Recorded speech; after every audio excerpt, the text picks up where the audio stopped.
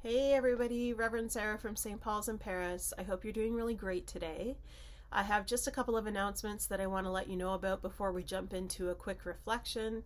The first is that this coming Thursday, January the 26th, is our first Soup for the Soul event. It is free. It is for anybody. You don't have to be a member of St. Paul's. Donations are welcome but not necessary, and it's simply an opportunity to come on in out of the chilly air and share some food and conversation with maybe an old friend, maybe a new friend, or somebody that you're just getting to know. So come on out. There's no particular conversation direction that we're taking. It's just going to happen as it happens. So we would love to see you there. That's the first thing. The second thing is specific to St. Paul's folks, and that is if you are a chair of a committee, a team lead for anything, and you owe a report to Karen in the office, it is your time. It's crunch time. A week today, January the 31st, is the absolute last day that we can get those reports to the office. Karen needs time to finish putting everything together for our annual general meeting booklet. And our annual general meeting is on Sunday, February the 19th, so in 3.5 weeks. And it is really, really important for folks to be there. I know meetings are not our favorite thing, but we need at least 26 people for quorum. And so it's really important that you be there. We're going to have worship. And then, I'm sweetening the pot here, I hope, we're going to have a potluck lunch. I think I've missed those more than anything else during the pandemic. Oh my goodness, I'm getting excited about it already. So bring a dish to share with everybody.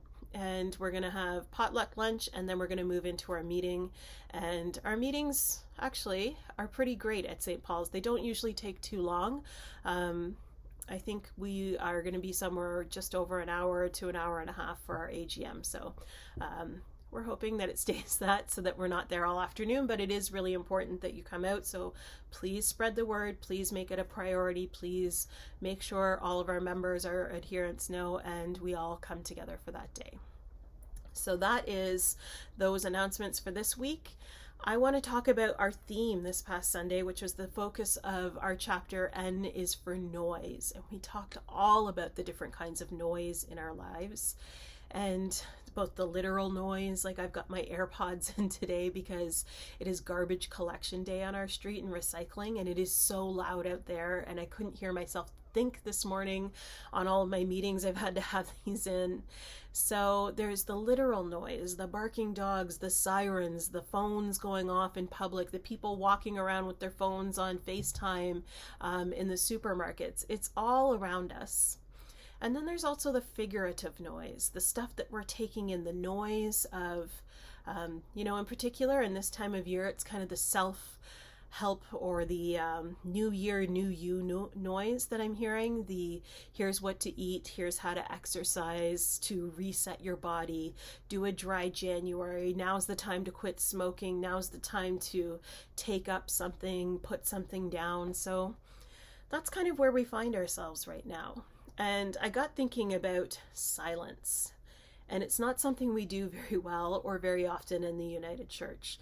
Our spiritual practices, our liturgies on a Sunday morning don't focus on quiet time. It feels uncomfortable, doesn't it? We like the joyful noise. That's actually how we ended our service, both at Richwood and at St. Paul's on Sunday, with the hymn, Make a Joyful Noise. And I love it.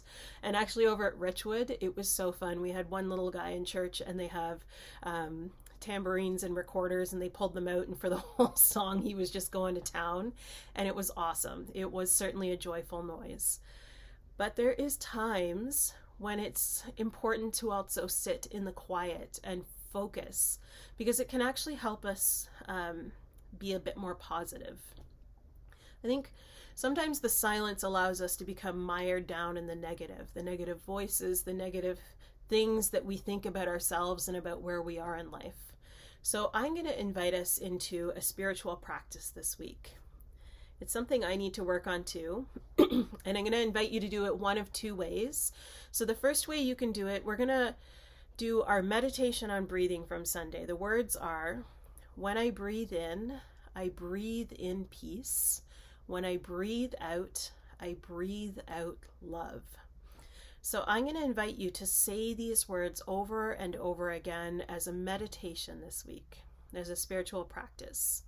And you can say them quietly with your eyes closed, Or if you need a little bit more focus than that, I will invite you to take a candle and light that and focus on the candle. Focus on that small flickering flame and say those words. When I breathe in peace. When I breathe out love. And see how that feels.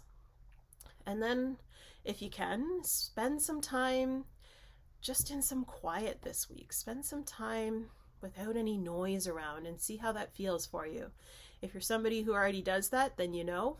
If that's a new thing for you and you're a person who's always on the go and there's always stuff around you that's getting in the way of you actually being able to connect with God, with yourself, with other people, then take some time to quiet it down and do one of these ways of entering into a spiritual practice.